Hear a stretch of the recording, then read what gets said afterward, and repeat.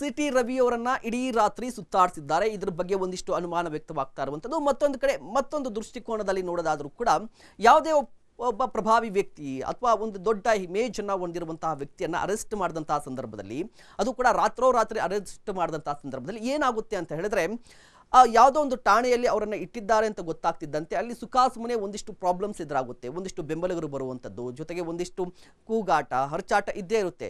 ಹೀಗಾಗಿ ಅದೆಲ್ಲವೂ ಕೂಡ ತಪ್ಪಿಸ್ಕೊಳ್ಳಿಕ್ಕೆ ಪೊಲೀಸರು ಈ ರೀತಿಯಾಗಿ ಮಾಡಿದ್ರ ಅನ್ನೋದು ಕೂಡ ಒಂದು ಇರುವಂಥದ್ದು. ಬಟ್ ಏನೇ ಆಗಿದ್ರೂ ಕೂಡ ಎಲ್ಲದಕ್ಕೂ ಕೂಡ ವಿವರಣೆಯನ್ನು ಕೊಡಬೇಕಾಗುತ್ತೆ.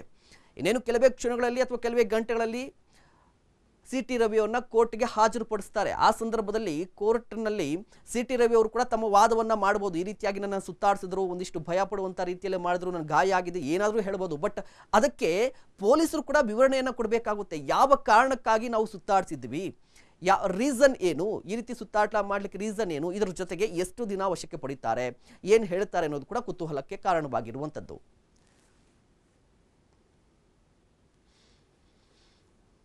ಇನ್ನು ಪೊಲೀಸರ ವಶದಲ್ಲಿದ್ದಂತಹ ಸಿಟಿ ರವಿ ಭಾರಿ ಹೈಡ್ರಾಮವನ್ನ ಕೂಡ ಮಾಡಿದ್ರಂತೆ. ಪೊಲೀಸರ ವಿರುದ್ಧ ರಸ್ತೆಗಿಳಿದು ಪ್ರತಿಭಟನೆ ನಡೆಸಿದ್ದಾರೆ. ಪೊಲೀಸರ ವಶದಲ್ಲಿದ್ದಂತಹ ಸಿಟಿ ರವಿ ಭಾರಿ ಹೈಡ್ರಾಮ ಕೂಡ ಮಾಡಿದ್ರು. ಪೊಲೀಸರ ವಿರುದ್ಧ ರಸ್ತೆಗಿಳಿದು ಪ್ರತಿಭಟನೆಯನ್ನ ನಡೆಸಿದ್ರು. ಬೆಳಗಾವಿಯ ರಾಮದುರ್ಗ ತಾಲೂಕಿಗೆ ಕರೆದುಕೊಂಡು ಹೋಗ್ತಾ ಇದ್ದಂತಹ ಸಂದರ್ಭದಲ್ಲಿ ಹೈಡ್ರಾಮವನ್ನ ಮಾಡಿದ್ರು. ಬೆಳಗಿನ ಜಾವ 3 ಗಂಟೆ ಸುಮಾರಿಗೆ ಪೊಲೀಸರ ವಿರುದ್ಧ ರಸ್ತೆಗಿಳಿದು ಪ್ರತಿಭಟನೆಯನ್ನ ಮಾಡಿದ್ರು.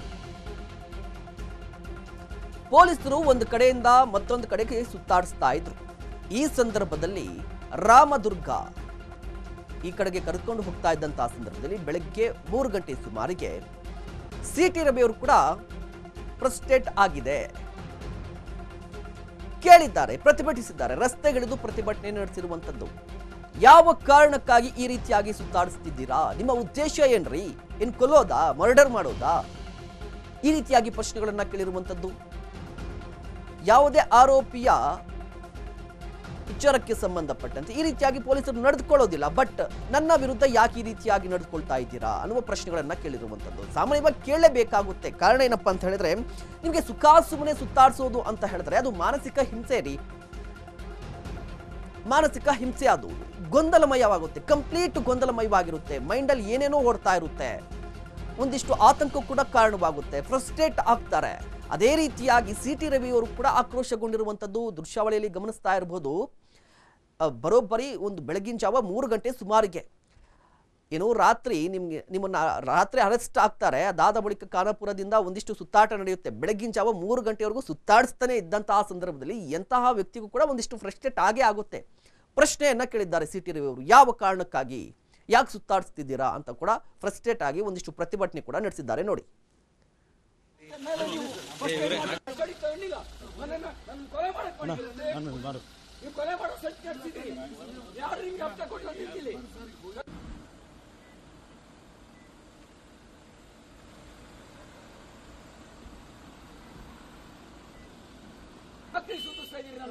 ನನಗೆ ನನ್ನನ್ನು ಇಲ್ಲಿಗೆ ಯಾಕೆ ಕರ್ಕೊಂಡ್ಬಂದ್ರಿ, ನೀವು ನನ್ನನ್ನು ಇಲ್ಲಿಗೆ ಯಾಕೆ ಕರ್ಕೊಂಡ್ಬಂದ್ರಿ, ನನ್ನನ್ನ ನಿಮ್ಮ ಉದ್ದೇಶ ನನ್ನ ಮರ್ಡರ್ ಮಾಡಕ್ಕೆ, ನನ್ನ ಮರ್ಡರ್ ಮಾಡಕ್ಕೆ ನೀವು ಉದ್ದೇಶ ಮಾಡಿರೋದು, ನನ್ನನ್ನು ಮರ್ಡರ್ ಮಾಡಕ್ಕೆ ಮಾಡಿದ್ದೀರಿ.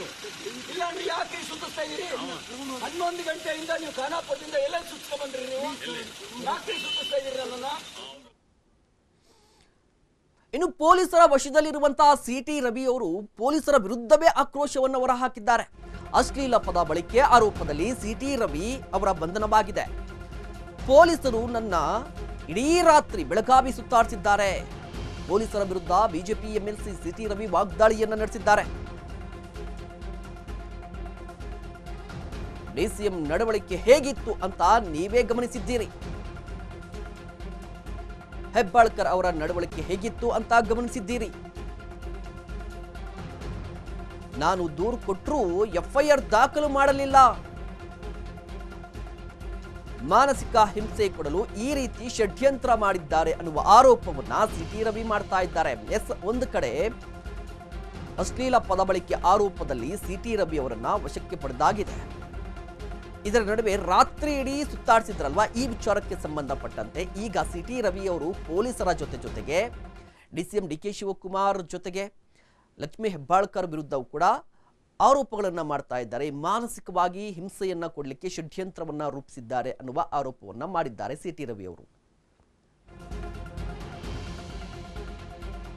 ಪೊಲೀಸರು ದನದಾಯಿ ಮನಸ್ಥಿತಿಯಂತೆ ನಡೆದುಕೊಳ್ತಾ ಇದ್ದಾರೆ. ಮೇಲಿಂದ ಮೇಲೆ ಪೊಲೀಸರಿಗೆ ಡೈರೆಕ್ಷನ್ಗಳು ಬರ್ತಾ ಇದ್ವೆ. ನಾನೇನು ಮಾತನಾಡಿದ್ದೇನೆ ಎಂದು ಸಭಾಪತಿಗಳು ಹೇಳಬೇಕಿತ್ತು. 35 ವರ್ಷಗಳ ರಾಜಕೀಯದಲ್ಲಿ ಈ ಪರಿಸ್ಥಿತಿ ನೋಡಿರಲಿಲ್ಲ. ನಾನೇನು ಟೆರರಿಸ್ಟ್ ಅಲ್ವೆಂದು ಸಿಟಿ ರವಿ ಆಕ್ರೋಶವನ್ನು ಹೊರಹಾಕಿರುವಂಥದ್ದು. ವಿಧಾನ ಪರಿಷತ್ ಸದಸ್ಯ ಸಿಟಿ ರವಿ ಹೇಳಿಕೆ ಇದು. 35 ವರ್ಷಗಳಿಂದ ರಾಜಕೀಯವನ್ನ ಮಾಡ್ತಾ ಇದ್ದೀನಿ, ಬಟ್ ಈ ರೀತಿಯ ಪರಿಸ್ಥಿತಿ ನನಗೆ ಎದುರಾಗಿರಲಿಲ್ಲ. ನಾನು ಏನು ಮಾತಾಡಿದ್ದೀನಿ ಅಂತ ಸಭಾಪತಿ ಹೇಳಬೇಕಿತ್ತು. ಆದರೆ ಪೊಲೀಸರು ಯಾವ ರೀತಿ ನಡೆದುಕೊಳ್ತಾ ಇದ್ದಾರೆ ನೋಡಿ ಅಂದರೆ, ಅವ್ರಿಗೆ ಬೇರೆ ರೀತಿಯಲ್ಲಿ ಡೈರೆಕ್ಷನ್ಸ್ ಬರ್ತಾ ಇದೆ ಅನ್ನುವ ಆರೋಪ. ನೇರವಾಗಿ ಲಕ್ಷ್ಮೀ ಹೆಬ್ಬಾಳ್ಕರ್ ಅವರ ವಿರುದ್ಧ ಆರೋಪವನ್ನು ಮಾಡ್ತಾ ಇರುವಂಥದ್ದು, DCM DK ಶಿವಕುಮಾರ್ ವಿರುದ್ಧ ಆರೋಪವನ್ನು ಮಾಡ್ತಾ ಇರುವಂಥದ್ದು. ಕಂಪ್ಲೀಟ್ ಆಗಿ ಬೇರೆಯವರ ಡೈರೆಕ್ಷನ್ಗಳ ರೀತಿಯಲ್ಲಿ ಡೈರೆಕ್ಷನ್ಸ್ ರೀತಿ ಇವ್ರು ನಡೆದುಕೊಳ್ತಾ ಇದ್ದಾರೆ. ನಾನೇನು ಟೆರರಿಸ್ಟಾ ಅಂತ ಕೂಡ ಪ್ರಶ್ನೆಯನ್ನು ಕೇಳಿರುವಂಥದ್ದು. ಬಿಜೆಪಿ ನಾಯಕರು ಕೂಡ ಇದನ್ನೇ ಹೇಳ್ತಾ ಇರುವಂಥದ್ದು. ಸಿಟಿ ರವಿ ಅವರು ಏನು ಟೆರರಿಸ್ಟಾ ಈ ರೀತಿಯಾಗಿ ಸುತ್ತಾಡಿಸ್ಲಿಕ್ಕೆ ಅಂತ ಹೇಳಿ ಬಿಜೆಪಿ ನಾಯಕರು ಹೇಳ್ತಾ ಇದ್ರು. ಅದೇ ರೀತಿಯಾಗಿ ಸಿಟಿ ರವಿ ಅವರು ಕೂಡ ಅದೇ ರೀತಿಯ ಆರೋಪಗಳನ್ನು ಮಾಡಿದ್ದಾರೆ. ಬೇರೆಯದ್ದೇ ಡೈರೆಕ್ಷನ್ಸ್ ಬರ್ತಾ ಇದೆ ಪೊಲೀಸರಿಗೆ, ಹಾಗಾಗಿ ಈ ರೀತಿಯಾಗಿ ಸುತ್ತಾಡಿಸ್ತಾ ಇದ್ದಾರೆ ಅಂತ ಆರೋಪವನ್ನು ಮಾಡಿದ್ದಾರೆ. ನೋಡಿ, ಸುಮಾರು 8 ಗಂಟೆಗೆ ನಮ್ಮನ್ನು ಖಾನಾಪುರ ಪೊಲೀಸ್ ಠಾಣೆಗೆ ಕರ್ಕೊಂಡು ಬಂದಿದ್ದಾರೆ.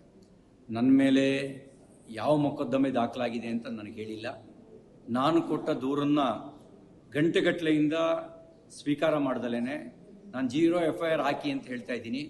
ನಾನು ಕೊಟ್ಟ ದೂರನ್ನು ದಾಖಲಿಸ್ತಾ ಇಲ್ಲ. ಈಗ ಇಲ್ಲಿಂದ ಇನ್ನೆಲ್ಲಿಗೋ ಕರ್ಕೊಂಡು ಹೋಗುವಂಥ ಸಂಚು ನಡೆಸ್ತಾ ಇದ್ದಾರೆ. ಎಲ್ಲಿಗೆ ಕರ್ಕೊಂಡು ಹೋಗ್ತಾ ಇದ್ದಾರೆ ಅಂತ ಗೊತ್ತಿಲ್ಲ. ನನ್ನ ಜೀವಕ್ಕೆ ಅಪಾಯ ಇದೆ. ನನ್ನ ಜೀವಕ್ಕೆ ಏನಾದರೂ ಅಪಾಯ ಆದರೆ ಅದಕ್ಕೆ ಕಾರಣ ಇಲ್ಲಿರುವ ಕಾಂಗ್ರೆಸ್ ಸರ್ಕಾರ.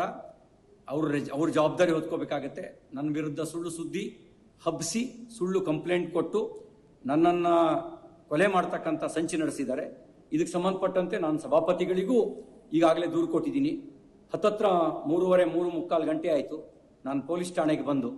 ಏನು ದೂರಿದೆ ಅಂತಲೂ ಹೇಳಿಲ್ಲ, ನಮಗೆ ಏನು ಬೇಕು ಅಂತಲೂ ಕೇಳಿಲ್ಲ. ಹೀನಾಯವಾಗಿ ನಡೆಸ್ಕೊಳ್ಳೋ ಕೆಲಸ ಮಾಡ್ತಾ ಇದ್ದಾರೆ.